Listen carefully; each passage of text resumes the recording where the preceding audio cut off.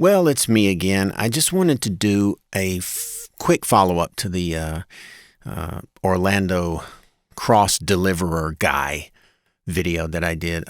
Greg Zanis, I think is his name. And it's just some things I wanted to put in this video for people to ponder. This guy, on the surface, I'm going to paint this picture that most people believe. On the surface, he hears about this horrible tragedy in Orlando, and he's moved with compassion to build crosses for each of the victims, drive them down there, okay, from where he lives. So he lives north of there, and it's like pretty much a 3-day drive.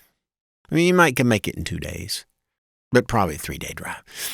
And then he's there, and he's doing it all because he wants to help the families of the victims. But something just doesn't smell right to me. And a lot of people made comments like this in the previous video. So I just got to thinking, where does this guy live? Obviously, a 2 or 3 day drive away. But where does he really live? So I snooped around. I got on his Facebook page or whatever.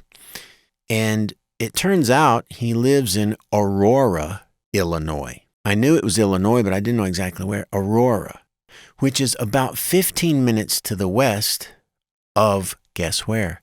Chicago, which is the what? The what capital of the USA? The murder capital of the United States. So just have a look at his location here on this map.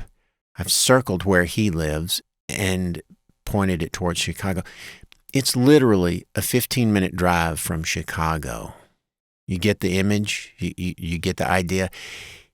There are a lot of murders in Chicago. So on this image you're seeing, last year, 2015, there were 489 murders in Chicago.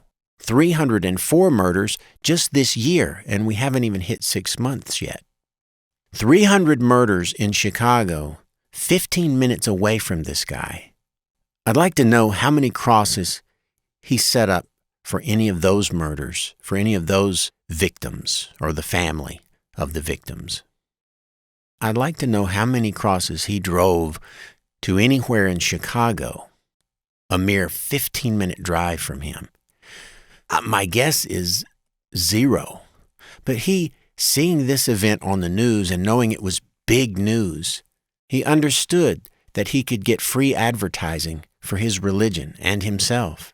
So he gets the lumber donated to him. He didn't even buy the wood. It was all donated to him.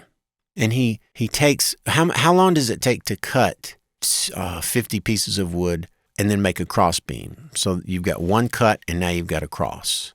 Conceivably 3 cuts. And then a couple of real quick cuts to make those beveled edges, okay? It wouldn't take you 2 hours to do that. He had the wood donated to him, probably almost all the supplies, and he drives 3-day drive so he can get to Orlando, because 49 murders is way horrible tragedy compared to the 306 murders that happened in the last 6 months in Chicago, not 15 minutes from his house. That's all I wanted to say.